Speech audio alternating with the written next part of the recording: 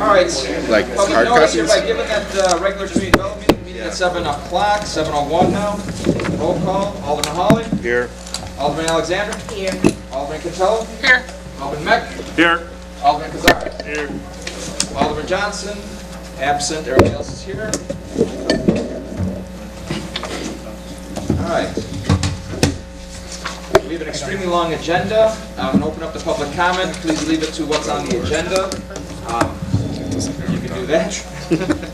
All right, public comment. Come on up. Do you have an agenda? You might complain about LED. Here, I have one. I'll take it. Yeah, so what you and I share. Thank you. I'll take it. All right, anybody public comment? No, I have. Good evening, everyone. Evening. Jamal Allen, 127th The Western, Famous Cut Barbershop. Excuse me, my heart's beating a little bit. Get up here a little nervous.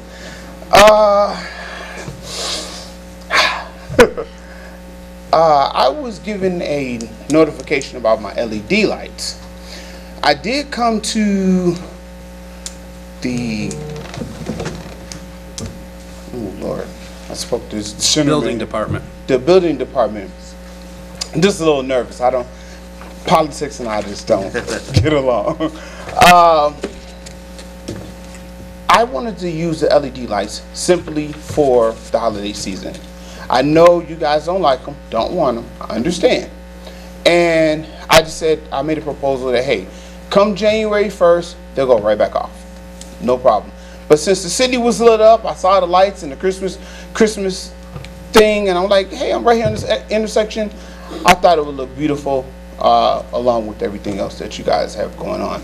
So I came before you tonight to ask for permission to simply keep them on until January, maybe 1st, 2nd. Well, the 1st we won't be open, but I'll make it my business no later than the 2nd to simply cut them off. You guys asked for removal. I did not remove them because I hadn't found the right prices for neon lights, which you all approve.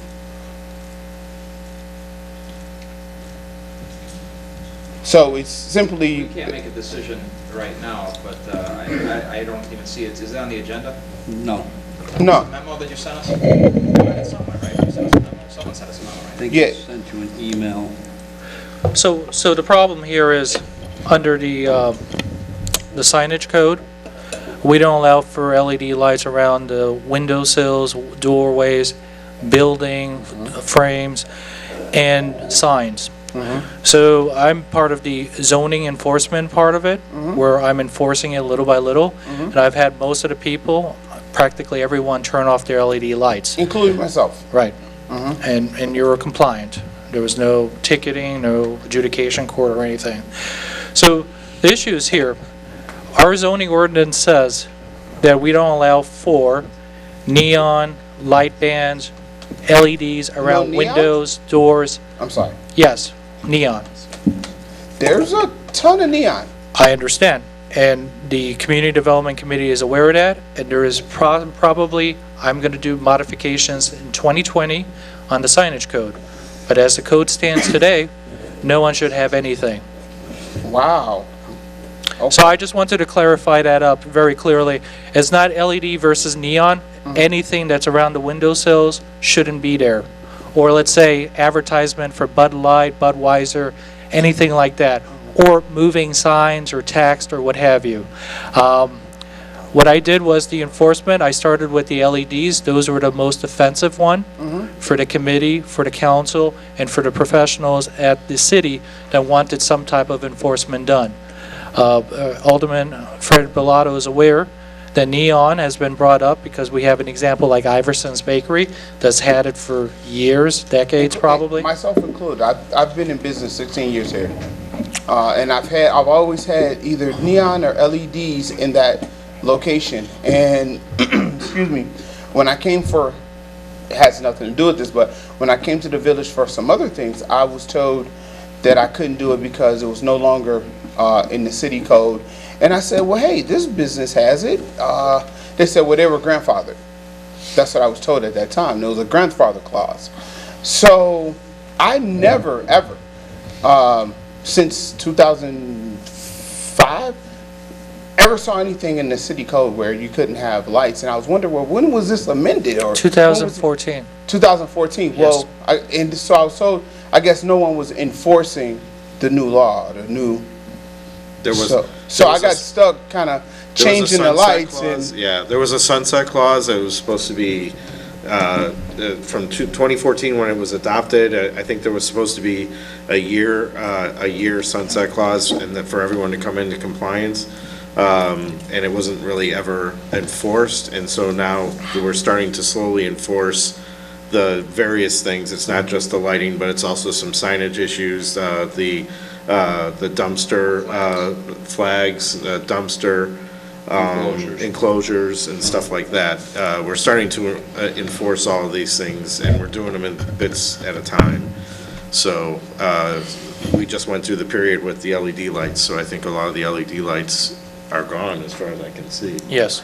Yeah, or they're gone or either cut off. I mean, it's easy to cut them off. That's not the issue. It's just that in the holiday spirit, I saw you guys put everything up. I looked down west and I said, oh, wow. So I just plugged them in and I said I'll come to the meeting. Well, I'll go to the I'll go to the city first and say, hey, I'm doing this.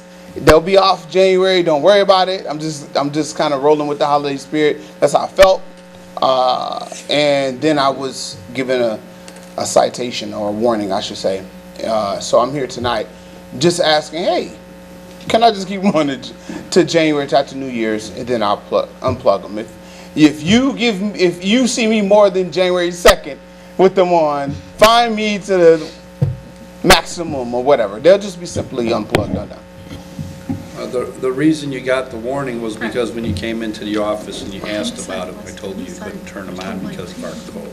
I said you'd have to get permission to turn those on. And then I found out that night that they were turned on. So you didn't heed the warning from the building department who was tasked with doing the enforcement. That's why you were given the warning, giving you the opportunity to turn them off. Sorry, Brian, I didn't hear what you said, but I have to agree with the building department's decision because we've been taking so long to enforce it. And just in my other roles as an administrator, once you allow one person, the other person won't do what you're doing, and they'll go ahead and put it on, and then we got to talk to 20, 30 different businesses all over again. So I want to say it's nothing against you personally. I am very familiar with your business. I respect your business. You've been there for a very long time. I worked across the street from you probably for 15, 16 years. Right. So I think you do a good job over there, but I think it would open up a door, Pandora's box.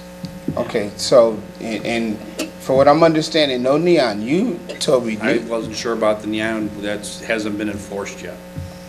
So, since I started a year ago, a year and 2 months, I came up with different phases. Phase 1 was feather flags and video gaming signs that were out of control. Right. Phase 2 was window signs, no more than 40% coverage, LED lights. Phase 3 would be your temporary banners that are used permanently as a wall sign, which that's been being enforced over the spring, summertime, and non-conforming signs that have to come down. This committee is aware that I haven't done any enforcement on neon lights because there's going to be lots of people coming out and saying, hey, this is unfair. So at this point, there was a stoppage on my enforcement on this. I might have to revise the ordinance, like I mentioned earlier with this group, in 2020. But technically, neon lights are not allowed. Am I encouraging people to go out there and buy neon lights? No. But neither am I doing the enforcement. But the LEDs are the most obvious ones that's being enforced. Okay. I'm on the way here. I saw a ton of neon everywhere. Even if it just says open, you can't even have that. Just asking. There was plenty of open neon signs, plenty of them. Right. That's why we're looking. We've talked about doing something so that old traditional neon is okay. So that's what he said he's going to work on in 2020. Right. Okay. In other words, are you asking for enforcement on all neon lights? The answer is going to be no, because we don't have the capacity or the staffing or the will to do it because I'm busy working on other stuff. I tackled the more The more particular problems, the one that are most offensive. Okay. All right, thank you. Thank you. Anybody else, public comment? We're going to move on with the agenda. I'm going to go a little bit out of order because I've seen some people here that I'd like to start with them first in case they want to leave and not stay through the long agenda. I'll start with number 9, discussion of the mural project in the business district with Kevin Brown and the Chicago Public Art Group. So whoever wants to go up first, or both of you? Okay. Good evening, everyone. Honored to be here. My name's Steve Weaver. I'm the Executive Director of Chicago Public Art Group. Our organization has been around for almost 50 years. We are called Chicago Public Art Group, but we've worked in plenty of suburbs. Evanston, we're working in Glen Ellen. We have a core group of artists that we work with. And the niche that we do is community-based murals, murals that have input from the community in some way, either with the design or sometimes with the painting of murals. We also do sculpture, mosaics. You've seen our work under the underpasses along Lakeshore Drive in Hyde Park and up north. Those almost all those murals were done by Chicago Public Art Group over the years. There was a recent book that came out about the fires or the heat wave that happened in Chicago and how so many people were lost. And it was all about this importance of social infrastructure, buildings like libraries and institutions like that. And I really see public art as a way of building up your community's social infrastructure. It provides people a chance to talk about what they value, what they hope for, what's important to them. And so that's what we found in working with communities all across the Chicagoland area. I'll bring Kevin up here in a second. I met with the Chicago Public Art Group along with Kevin. We visited some sites. I want Kevin to give in detail how much detail you want to go into.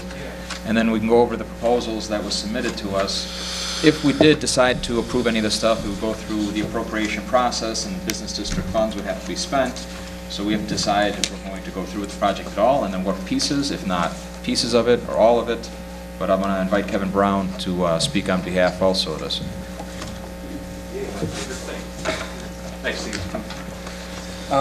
Yeah, so I guess I'm involved in this in my capacity with the Chamber of Commerce.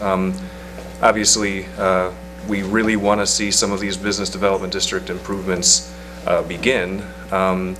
And I know that the initial plan, the plan that that I'm familiar with, public art was a part of that. It's covered under the business development district program. So I think 2 of the projects that they scoped out are on the sides of businesses that I'm not sure if they would be considered. We have to really work with the business owners to see what they want to do. They may be considered signage.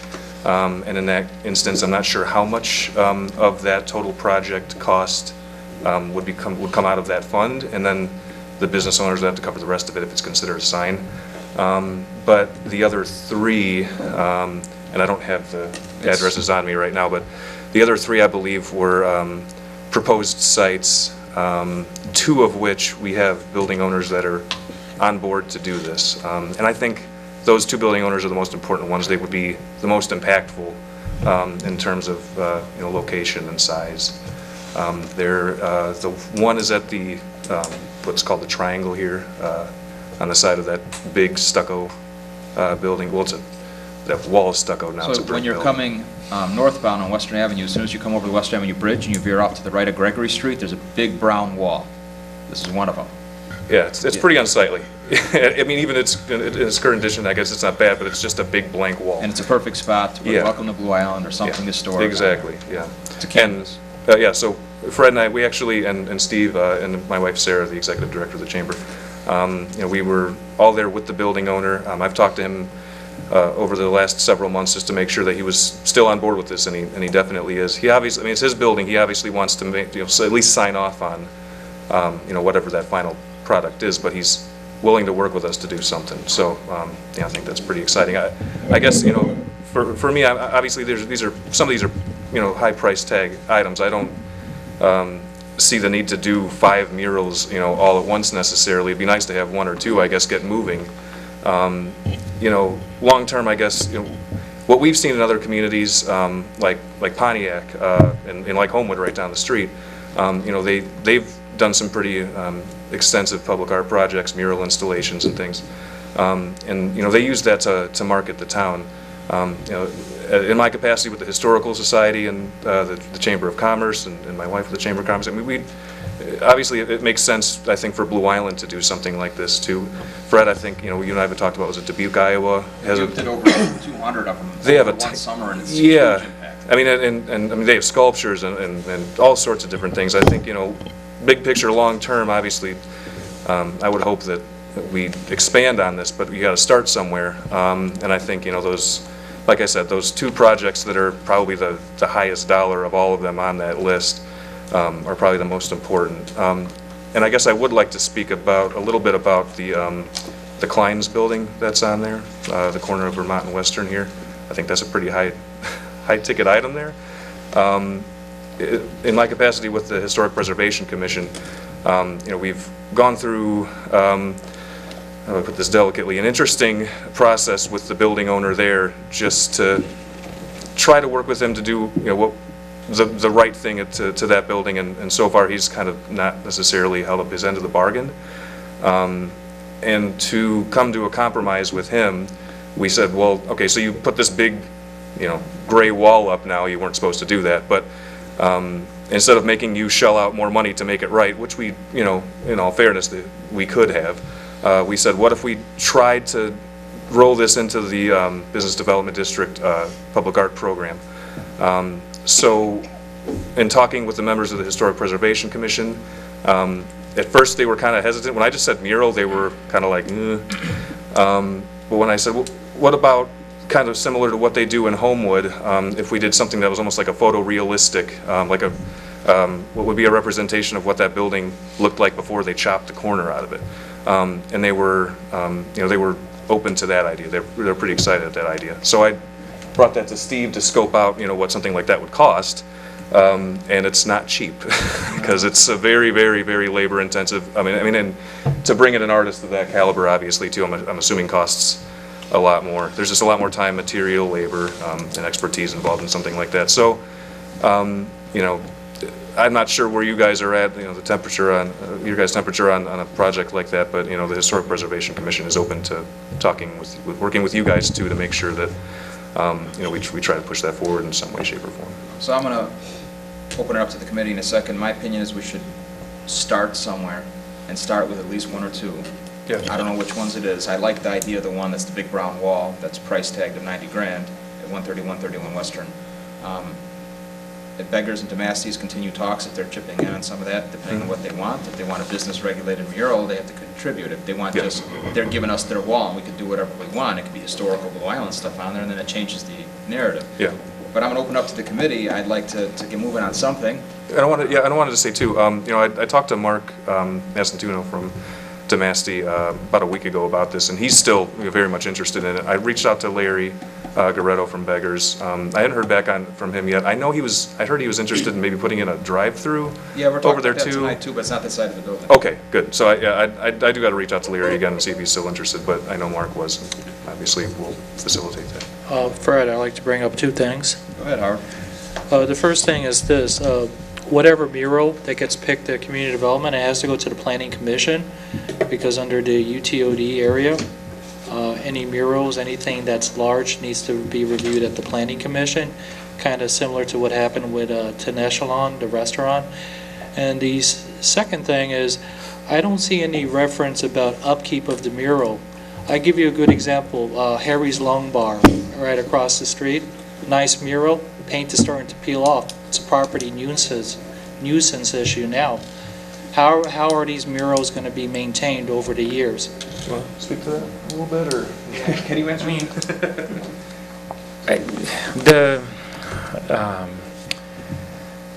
The condition of the wall is really an important part of whether a mural is going to be going to last. So we've done a lot of work in underpasses in Chicago, and underpasses are not exactly the best place to put murals. But these walls, all of these walls that we looked at, are all on sides of buildings. So as long as you're not having the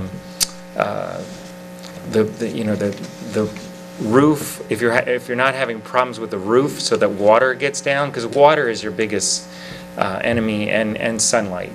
But if you don't have water problems on the wall and you have a good solid wall, it's going to last. But I think you brought up a very good point. Just thinking through what is kind of your long-range plan with murals, because they won't last forever. And if you want to either keep them up or paint them over, one or the other, because you want them to be able to look good. I'll say we use paint from California. We don't use your Home Depot paint. We get its Nova color. If we use spray paint, it's Montana Gold, which is what artists use. So we're using the best quality materials to make it last as long as we can. If I can add too, I guess the two mural projects that I've seen in town that, no disrespect to whatever was done on the side of Harry's Long Bar, but if you look at Restaurante Tenochtitlan, that mural, and then the History of the Mexican-American Worker mural, those are in impeccable condition. And obviously, the History of the Mexican-American Worker has been there not for as long as the one on Tenochtitlan, but that's been there for quite a while. And I feel if you do it right on the right surface with the right artists and with the right materials, then it's going to hold up. Eventually there's going to be reinvestment. But the one in Tenashalon, I was observing because of the planning process, Yeah. and it's starting to, like at the very top, at the sides, it's starting to peel off or starting to look a little disheveled. So that's the concern that I have, because murals are good for today, but then they become a property nuisance issue, and then it's the building department, code enforcement going out there speaking with the property owner about how they're going to remedy this possible nuisance down the road. So there needs to be some type of assurance, I guess, at community development, that every 4 or 5 years it's going to be touched up, or it's going to come back for a re-review if they're using public money or something like that. So I think going forward, once the committee decides if we're going to do anything, we'll get the building department's recommendations. So, all right, the committee, thoughts and ideas on this agenda item?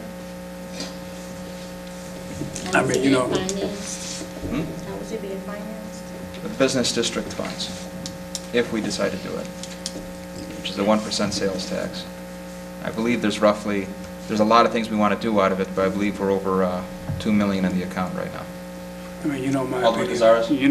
my opinion on our projects, because our projects are community projects, and community projects are good for businesses, and businesses are ultimately good for the city. So I'm 100% for our projects in Blue Island. I completely understand the concerns about maintenance, and I think that's something that we're going to have to address in the ongoing planning of this, such as possibly something, I may suggest something along the lines of a co-op, like the signage that is our signage grant right now that we have, where the city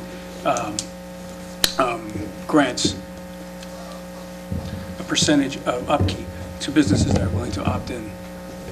Well, I guess, yeah, that was my thought too. If these are public art projects out of this, especially if they're fully funded projects out of this fund, I would assume then it's at the discretion of the committee then to make sure that they're kept up with, as well. So, And I would agree with many of Howard's comments. Yeah. So that's something we have to hammer out. for sure. No, I think there needs to be, yeah. I think we're overstepped, and let's see if we want to even do it yet. Yeah. Well, Yeah. of course, but we'll cross that bridge when it comes to it. But purchasing a building or owning a building with a fantastic view on the side, that's added value to the business, and in my opinion, the building is worth it. Also, it's like purchasing a building with copper tile or terracotta shingles or things like that. You're going to expect higher maintenance fee costs for that building, but at the same time, you're buying that building for those reasons, in my opinion. Thank you. Any other aldermen? Comments and concerns? The one at 131 Western, I like that idea, that location for sure. I think, hasn't he had problems with that wall sort of coming down? There was the one spot that there was a sign at one time, and then it was empty forever, and it showed the brick, and then he patched it, and it looks different than the rest of the wall, yes. Okay, But I yeah. don't think it's falling apart. You I don't think the it's rest of it is? just- I think it's just he didn't, it's not, it doesn't Okay. match the rest of the stucco that's there. Yeah, I just don't But want there's to. other property issues that have to be addressed at that property too. Right. That we talked about with the owner, and he just recently took possession of it, and he's got a property manager, he doesn't even come and check on the property, he didn't even see the stuff that we pointed it out to him. Okay.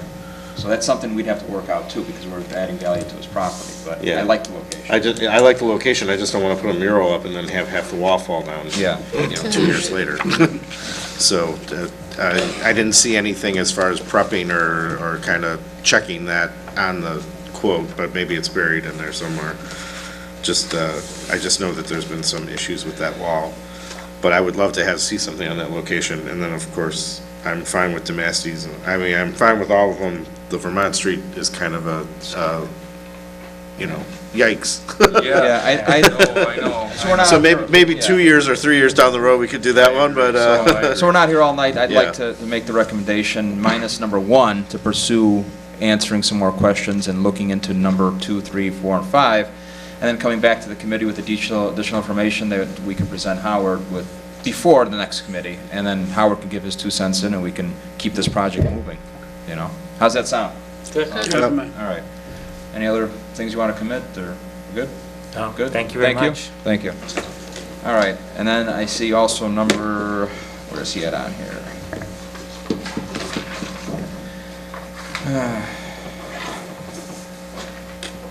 Eric, I don't know what number you're at, but if you want to come to the Number 2. podium.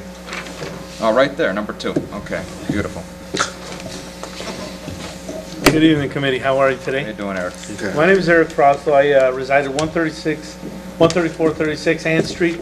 That's in Blue Island, Illinois.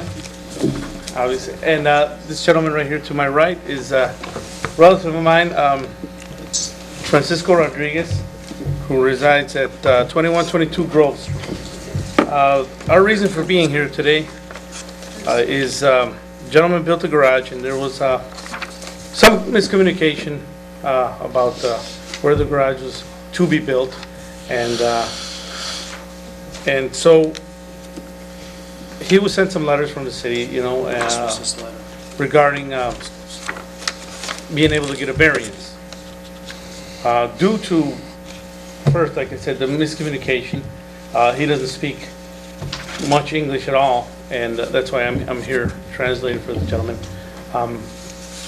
And he also had some personal issues where he had to leave to North Carolina, to take care of some personal family business, emergency business that he had to attend. So, due to those 2 facts, the date came and went where he would be able to address this. So we are here asking for, in essence, an extension for him to address the Zoning Board of Appeals, which I myself am on, the Zoning Board of Appeals, and if allowed this extension, then at that time, of course, I will excuse myself, but the reason for me being here today is to help the gentleman out. He doesn't speak English at all, and so we're here. All right, unless there's a committee member that wants to speak, I was gonna, since of time, they're just asking to send it to zoning. I'd like to send it to zoning unless somebody wants to discuss it further at the committee. I like to bring up some major points. All right. So, All right, go ahead. So a building permit was submitted for a detached garage. Brian Polis, the building official, Howard Kapari, community development manager, various staff people at the counter. We kept going over and over about the setback distance for this detached garage. In the stuff that I provided tonight, I even drew it for the person at a scale of 1 inch equals 20 feet. The 15 feet is pretty obvious where the garage should have been built, the detached garage. That's what the building permit was approved for. What happened later was the detached garage was built into the front yard, corner, side yard setback. So the building official, Brian Polis, put a stop work order, this is under his jurisdiction, as a building permit. And accordingly to the state of Illinois, you have 30 days to appeal a building official's decision at the Zoning Board of Appeal. It's not a variance, it's an appeal to the Zoning Board of Appeals. So a letter was drafted by the building official explaining the facts, the evidence that was provided, and it was given to the person at the counter, verbally explained on the telephone, and a certified mailing went out, which the photos demonstrate here, the certification process. 30 days expired, 45 days is when Francisco Rodriguez came in, and then Eric Frauster appeared also, saying, you know, we should have an extension, or because of the language issue or the language barrier, or because of emergency circumstances, they should receive an extension. Technically, they already passed that period.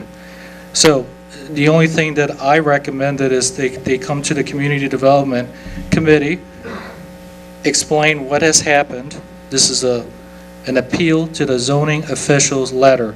It's a little bit different than a variance. The advertising period for the zoning board and all of this is very different. As the applicant, in this situation would be Mr. Rodriguez, would have to present his case like in a hearing, a civil court hearing, circuit court hearing, explaining what transpired between the building department, the building official, the building permit, and why it was built the way it is. Now, 30 days passed. So they're here asking for permission if the Community Development Committee wants to encourage the Zoning Board of Appeals to hear this. All right. So I'll make a motion to send this to Zoning Board of Appeals. Is there a second? Second.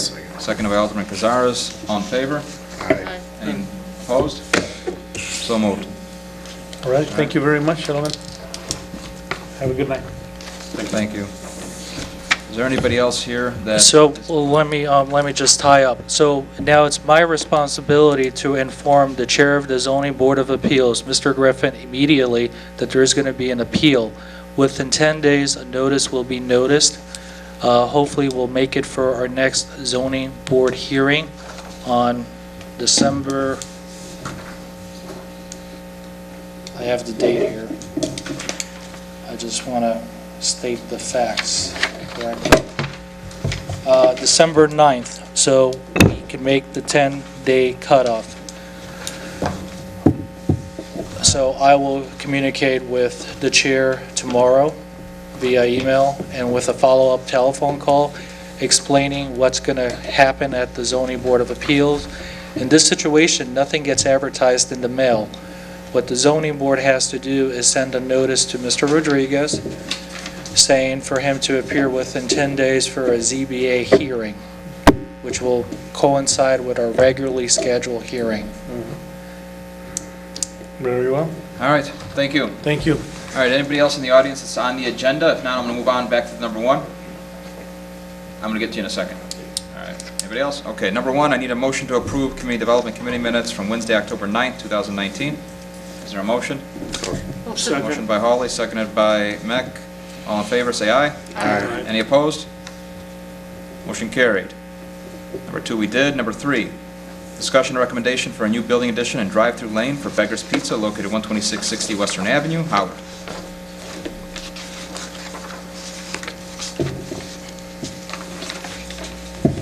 Try to talk. Okay. So, surprisingly, our zoning ordinance does not have anything about drive-throughs. So before I made a rash decision, and this is in my memo, I decided to consult with several people. I looked at older plans like Popeyes, McDonald's. None of those applications had anything going towards planning, zoning, or city council. What the ordinance is pretty much is silent. There is a definition for a drive-in restaurant, and if you look at it very closely, it kind of resembles a drive-through. If you purchase something at the facility and you take it in your car or you eat it, then it would be allowed. It would be allowed in a C2 zone, which this is located, but it would still be reviewed as a typical building permit application, with the caveat that the staff or contract engineer, Robinson Engineering, Eric Alvarez, will provide some civil engineering opinions because of the factor of the queuing of the vehicles, about, both of these streets are IDOT roads, possible a traffic parking study, which Mr. Alvarez said is not needed for this project. So in my consultation with various professionals here, I even reached out to Jason Berry, my predecessor, and he agrees with my interpretation that, this is one of those things that are usually reviewed here. Per our attorney, Kerry Horvath, he requested that at least Community Development Committee in an open format like this should review it in a preliminary manner to provide any community-wide or community decisions on this drive-through. So it's going to be a building addition with the drive-through window, with the cars being queued like this. So if anyone here has any comments, concerns, or suggestions, this would be the opportune time. I'd like to say I'm surprised it took this long for them to figure this out. I think it's a good move. You don't have to run in the rain to go inside to get a pizza. And they have the space, they own the space.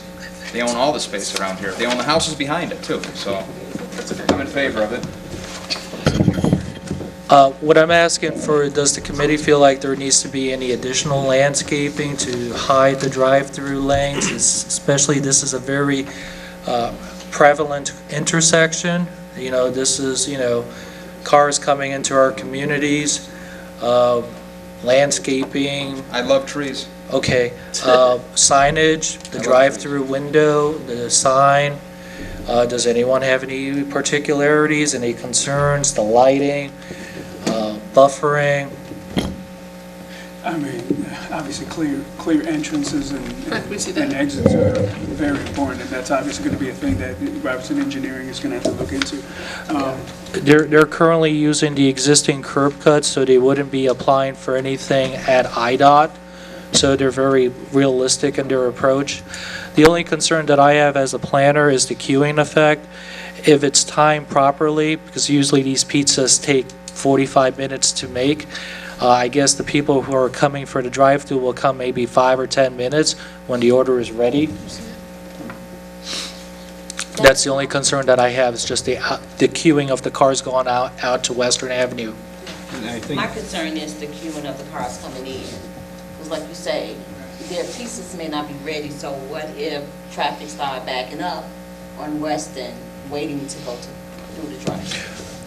And that's a good point. And what could be suggested during the building permit review process is to have dedicated parking spaces to pull in for wait service, and they'll deliver it to you.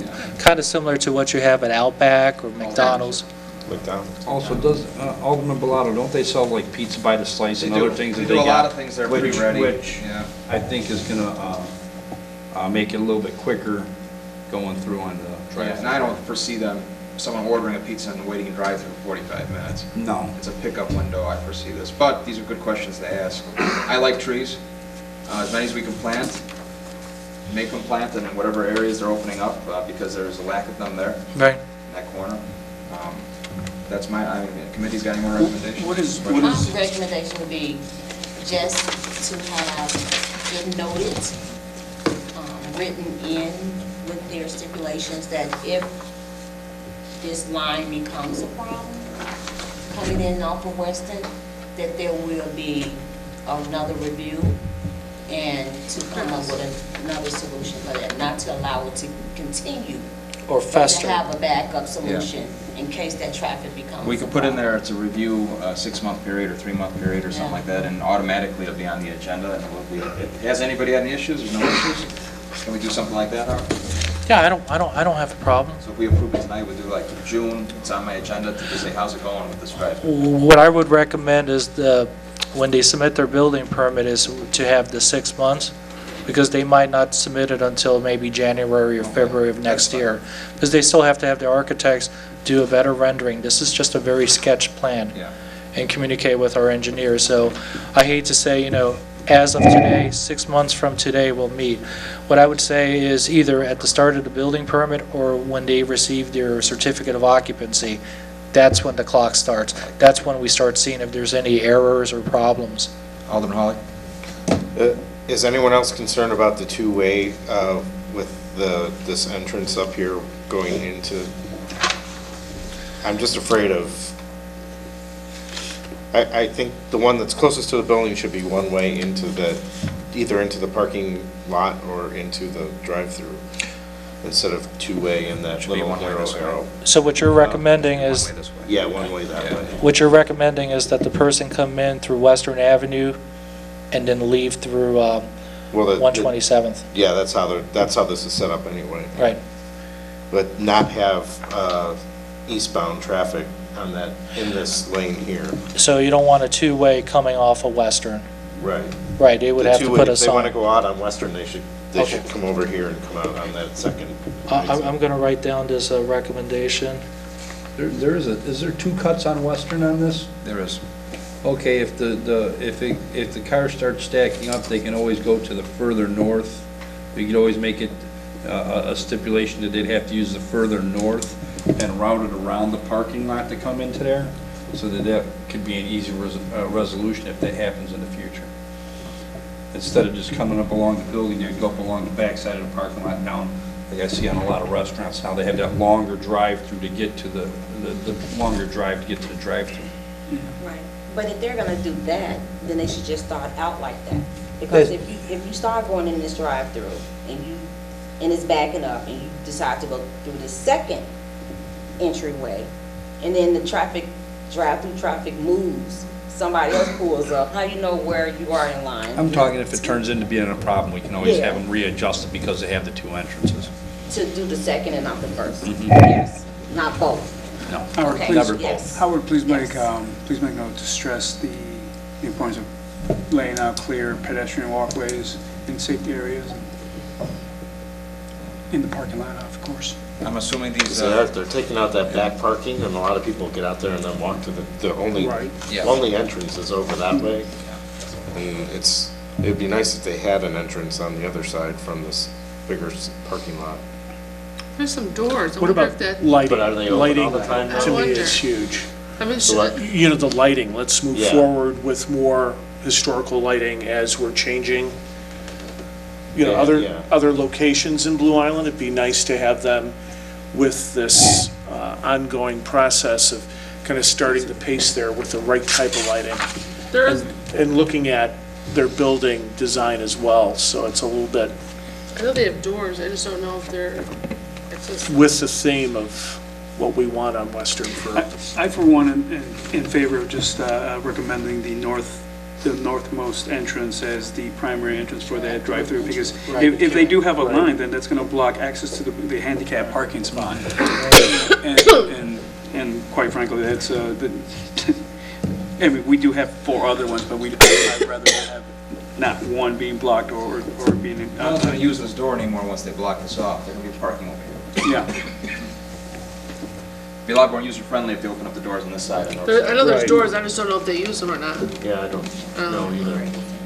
I never park on that side, I know what the drive-through is gonna be. All right, so We'll have to look at that. So the committee's agreeing that we're okay with this. We're going to make a recommendation that 6 months from certificate occupancy, we're going to review it again. And the committee had made some offering of suggestions for parking trees, one way for the parking lot, and concerns about if the cars are going to back up. I'm sure we're going to watch the video and get all notes, Howard. I'll make a motion to recommend this. Is there a second? I'll second. Second by Hawley. All in favor? Aye. Opposed? So carried. So what I'll do is I'll communicate with them tomorrow, the recommendations by the Community Development Committee, which I think are very good, the lighting, the landscaping, the queuing, what have you. So they have time to prepare a nice, scaled plan, and it'll go through the building permit review process. All right, next we have number 4, discussion and approval for Alex Corona's awning replacement. Howard? Yeah, because of the the length of everything. He submitted paperwork, but I just never had time to review it and scan it.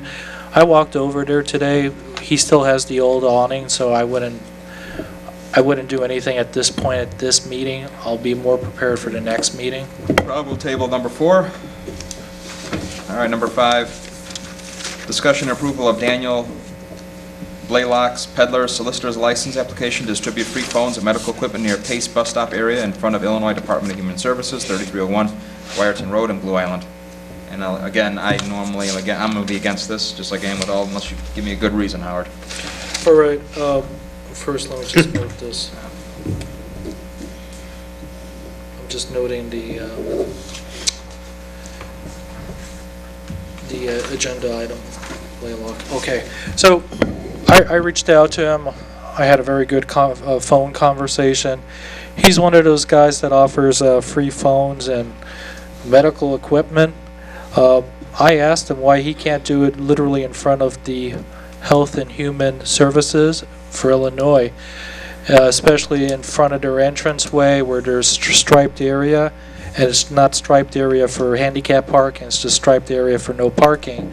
And he says that he's not allowed to be on site, so what he's doing is he's trying to peddle this stuff near the Pace bus stop on the Publix right-of-way, which would be our greenway.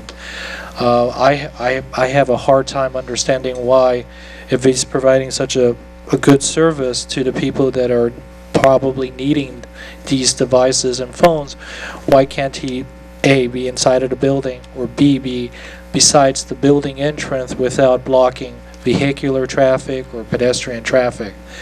And he couldn't answer that.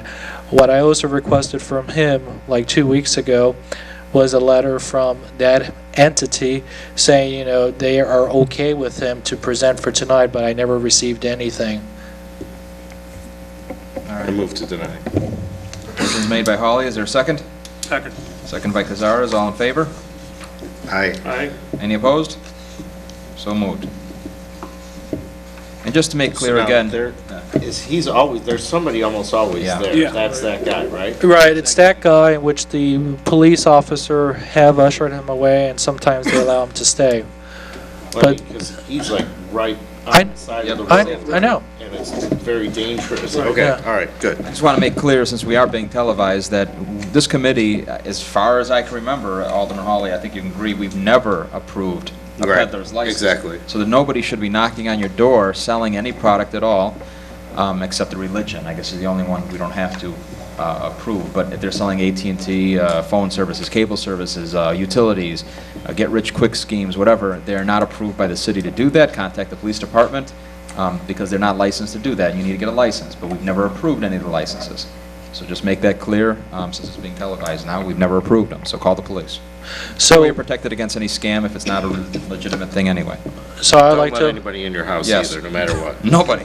and I also like to further, I gave him 2 different examples where he could place his table with permission from Illinois Health and Services, and he couldn't provide me with that. The first one was inside the building itself in the vestibule area, or directly outside in an area that does not block for cars or pedestrians.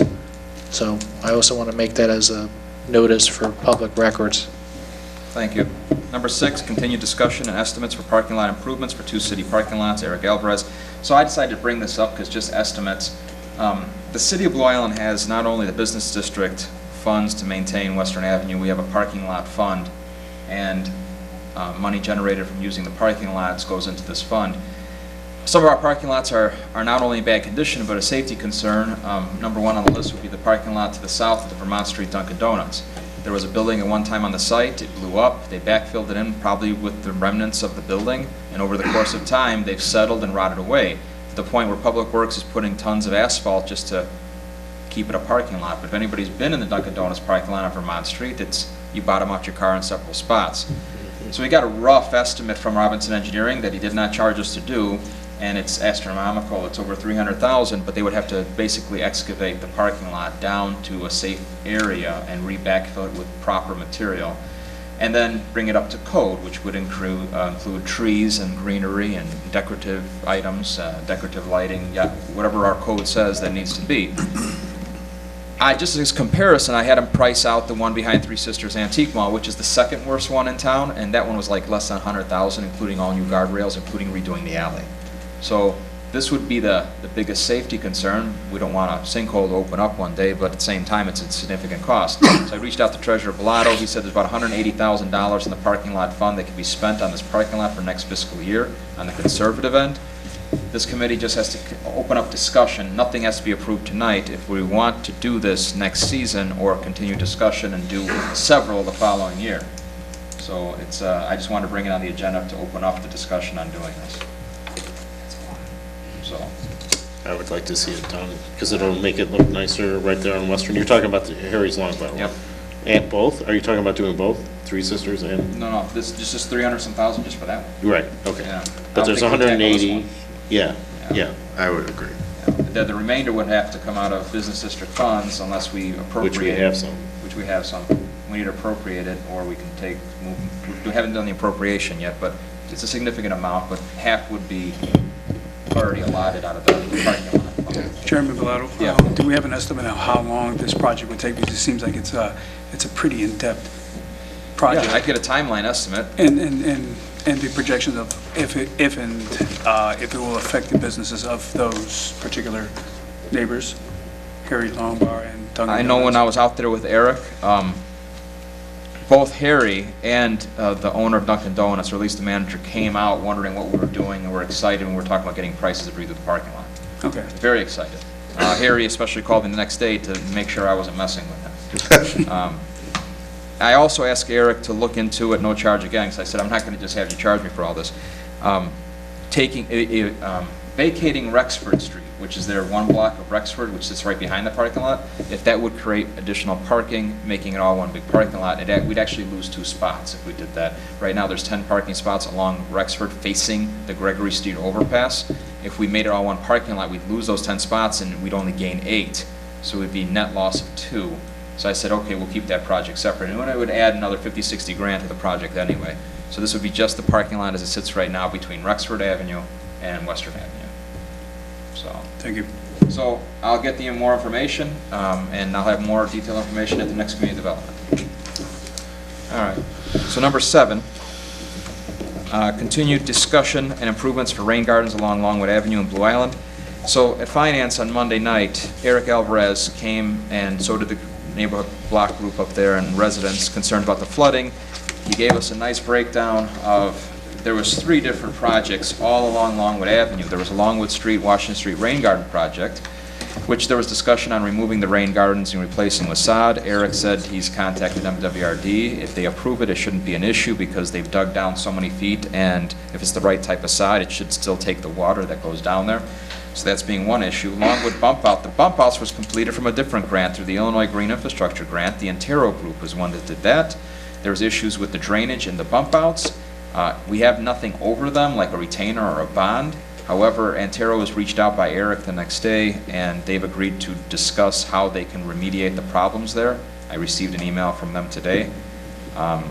So that's ongoing. And obviously, this all has to go through municipal, except for, it was on the finance agenda also. So I'm bringing it up here because it's been discussed in this committee also for a few months.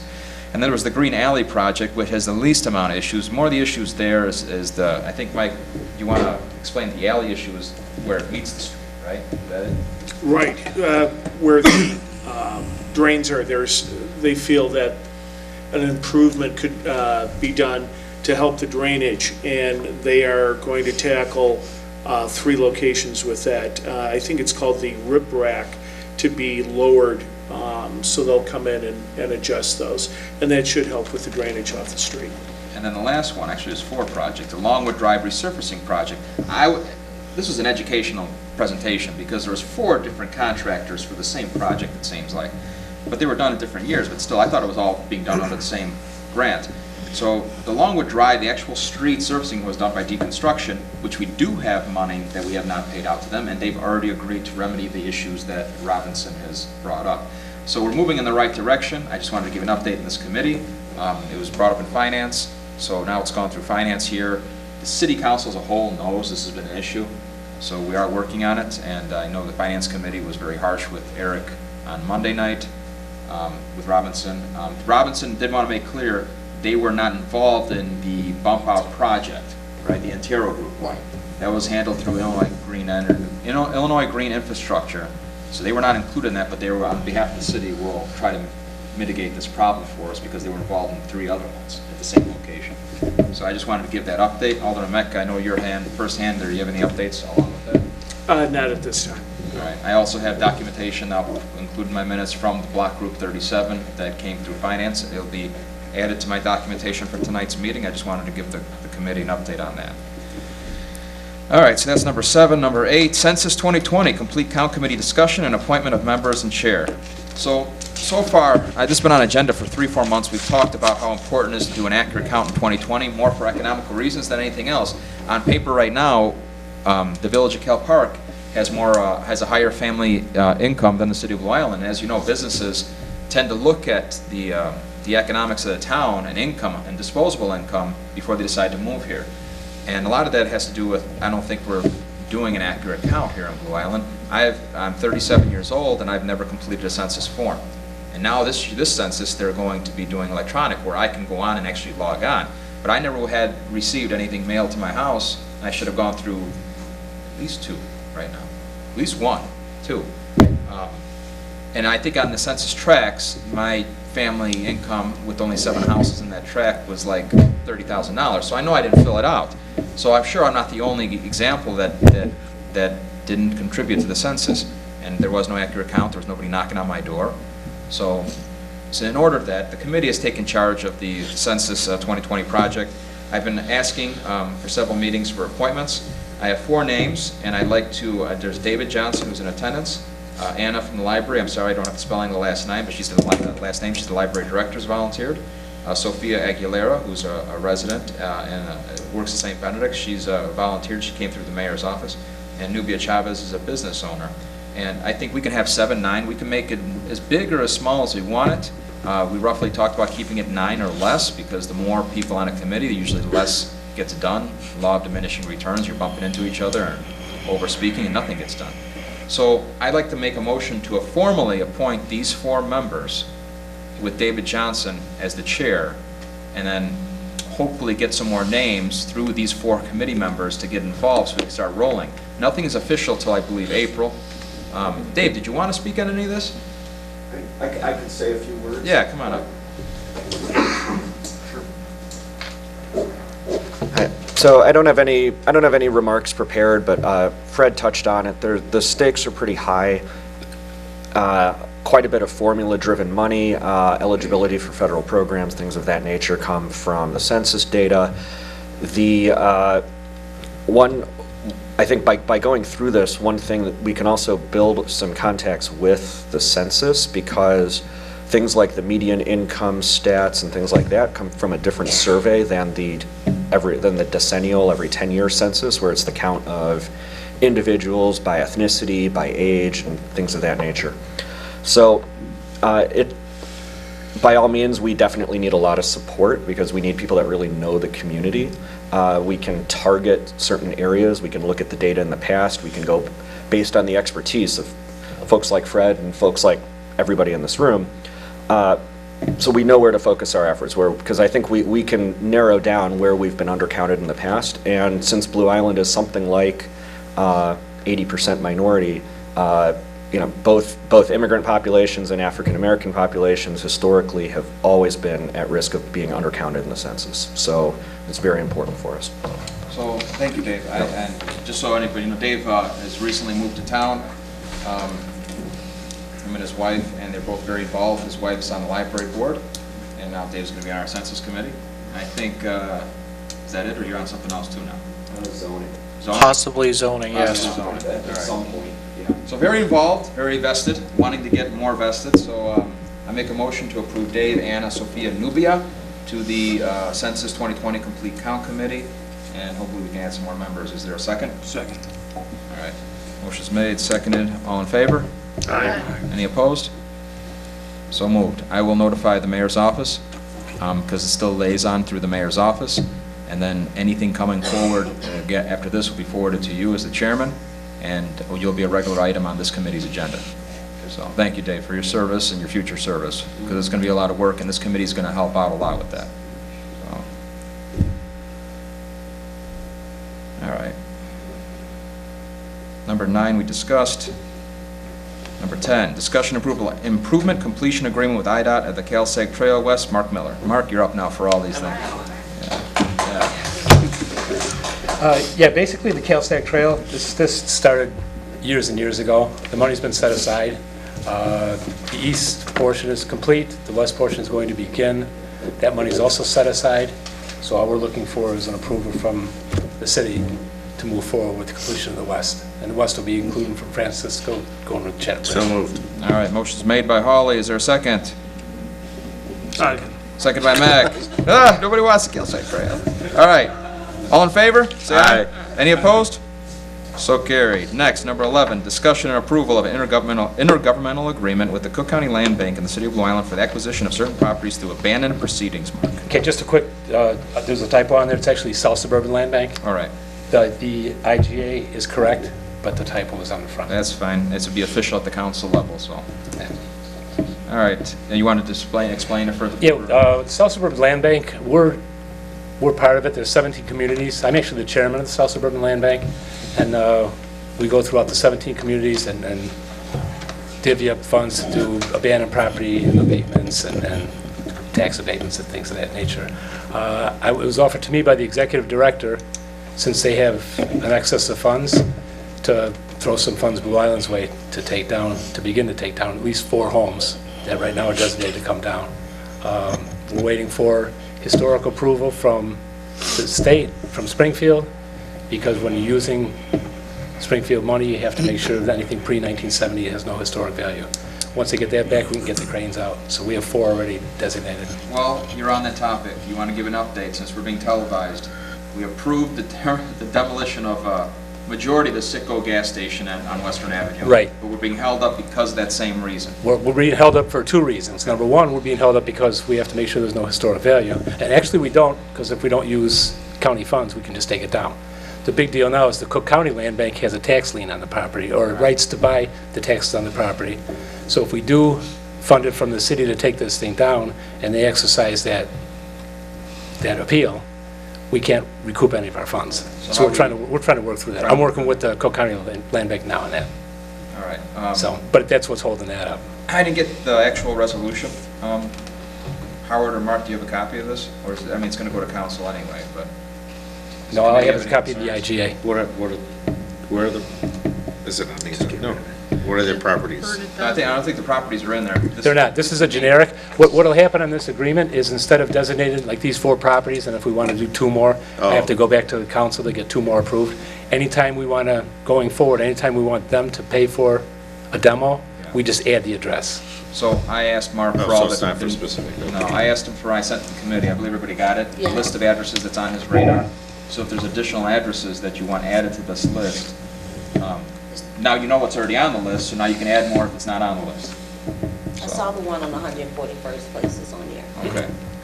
So the committee should have this. I brought hard copies too if anybody wants them. No. Fred?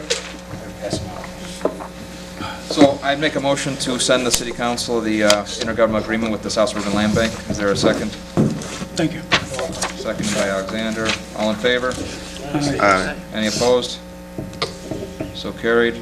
Number 12, discussion and approval of intergovernmental agreement between the City of Blue Island and the RTA regarding the installation and maintenance of interagency signage.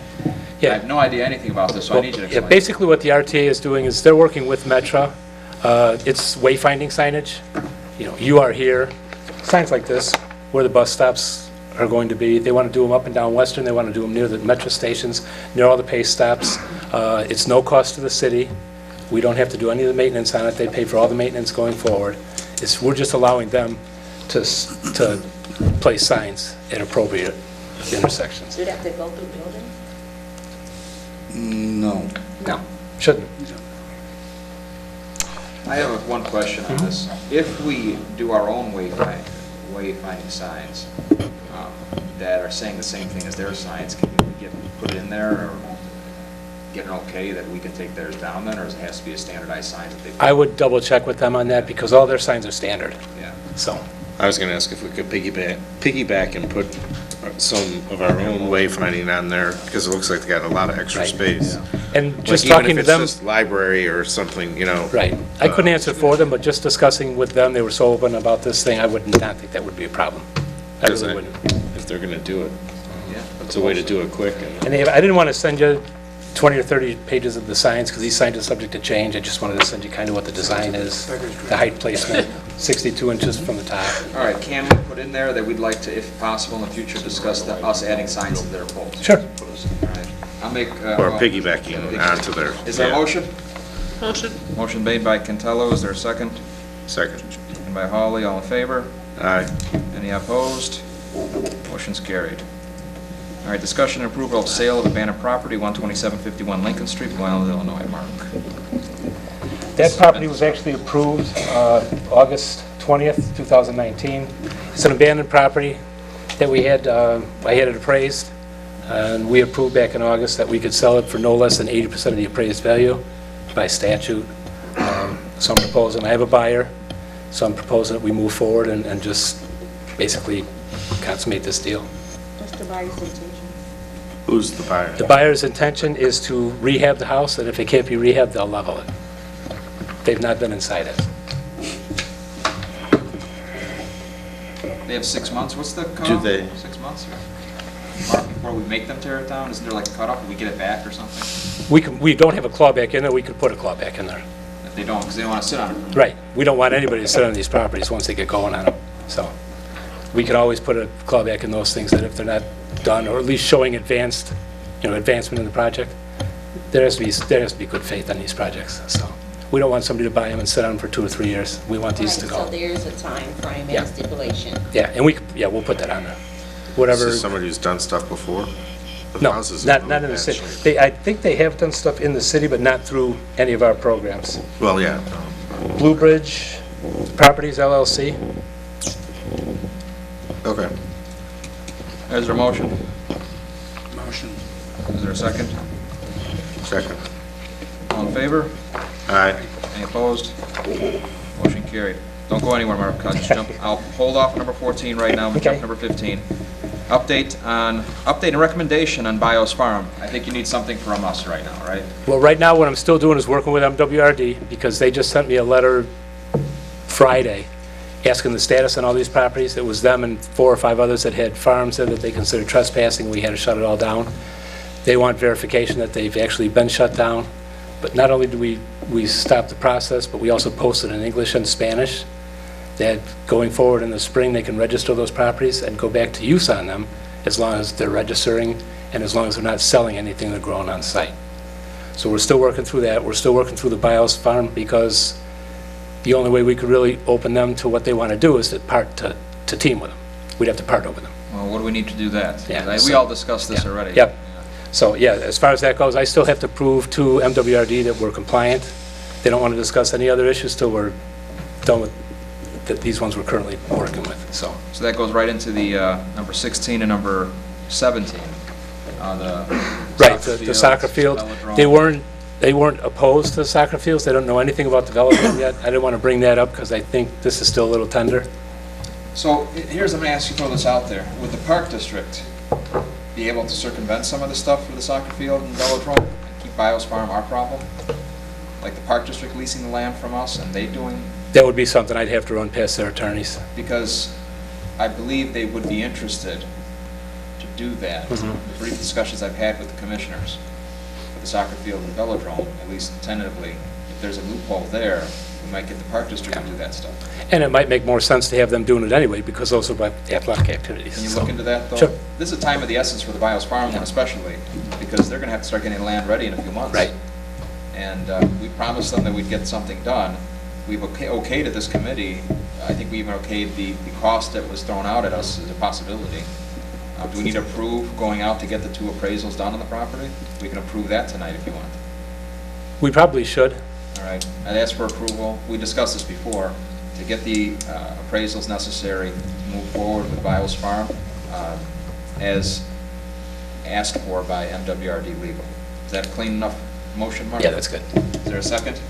Second made by Hawley. All in favor? Aye. Any opposed? Motion carried. And you'll report back as soon as possible. We got another meeting on the 11th, but I'd like to have something before the 11th, so we Sure. can, you know, if we do something else on the 11th, we can do it. Yep. And then that would, and then you're gonna find out at the same time about the Park District, if we could do the soccer field, the velodrome through them, then we could sit down at the table with them immediately. Right. because They already got a heads up on it. Yeah. I can call the attorneys. All right. Dave, do you got anything to add with the velodrome? No, I would defer to Anita, but, yeah, I think the main question would just, or question from our standpoint would just be not quite understanding The holdup? well, the different, I'd say, yeah, the different legal negotiations with MWRD. And I can get where Mark's coming from. I was on several phone calls with them. They are kind of like wanting us to clean up this BIOS thing. I know that that's coming from their legal department. There's got to be, there's always a loophole, so. Yeah, I mean, it's, Velodrome. So the committee wants to know what a velodrome is. Do you want to give a brief update on that? Mark, I think, is that everything I got for you? I think I'm done. No, I got one more thing for you. Okay. Let me finish with Mark before I ask Dave to come back up here. All right, TIF, how are we moving on the TIF Oh, stuff? the TIF stuff right now is in conversation. We are definitely going to move forward with that. There's going to be an expense. I don't know what that expense is going to be. Yeah. But what we want to do is make those TIFs contiguous. And what that means is if you have a strong TIF and one of the weaker TIFs doesn't have the funding to take care of something they really need to take care of, you can transfer money from one to the other to achieve that goal. And they need a touch to do that. They can and only there's be some contiguous that to do that, are Not so. touching at all. Right. So, and if we can have them touch residential streets while they're touching the other TIFs, we can redo those residential streets out of the TIF, move money between the TIFs to touch streets that are not in TIFs right now and not being repaired. So it's something we want to get done. Yep. We've been talking about it for a while. Yep. Before my tenure on this committee, we've been talking about it. And TIF 6, just so that you know, TIF 6 is only Thornton property. Yeah. So we'd like to expand that to include some of the other businesses. Thank you, Mark. Sure. And then, Dave, you want to real quick inform the committee what a velodrome is? Sure. A velodrome is a bike racing track. So the concept here is that there's currently an existing velodrome that is fenced off at 87th and Burley, I believe, in the city of Chicago. This, it's on U.S. Steel property, and it shut down after U.S. Steel went to the nonprofit operators and said you needed to carry a ton of insurance. So what is a velodrome? It's a temporary structure, steel frame, wooden track. The wood is actually supplied by the lumber yard here in Blue Island off 127th. It's about, we would be looking at the MWRD parking lot by the canal.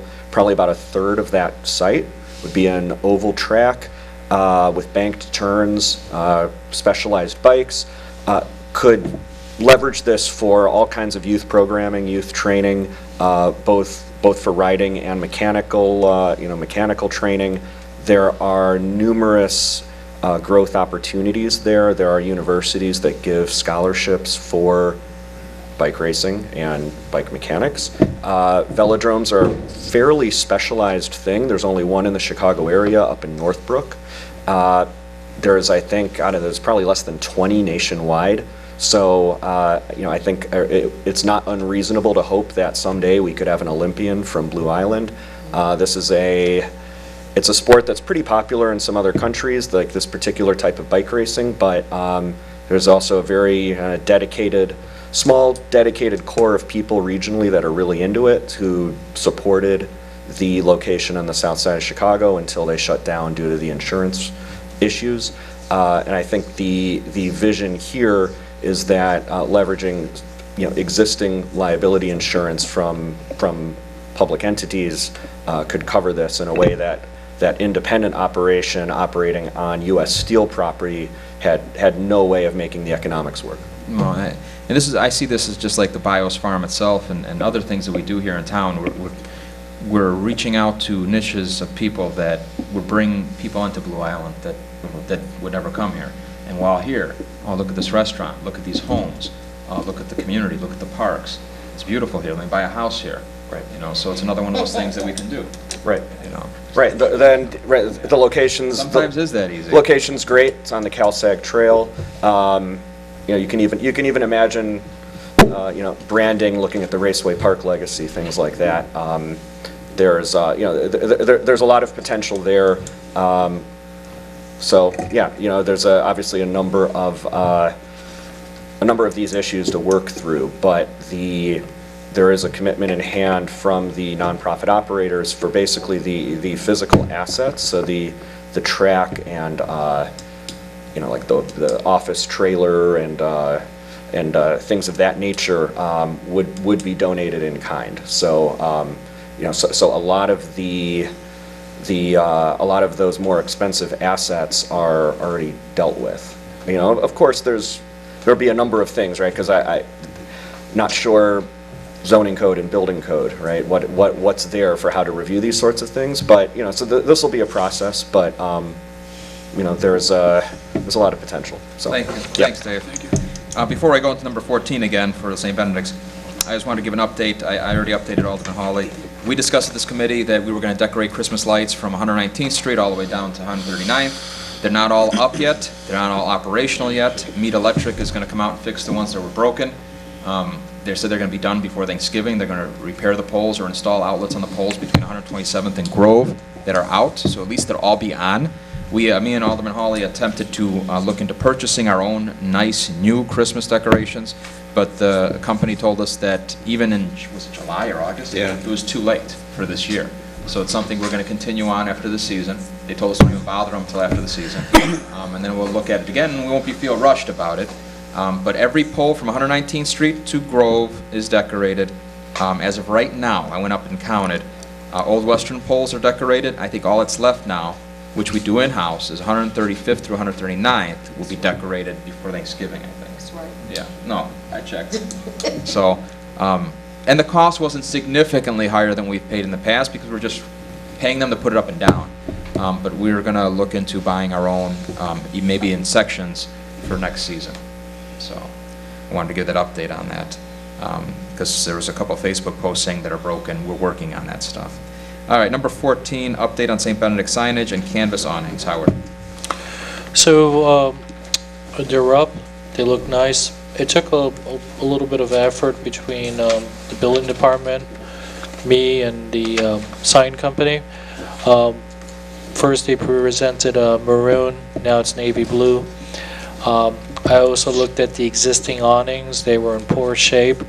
I had to make sure that the bottom of the valances was not less than 8 feet from the ground, so they complied with that. So it's up.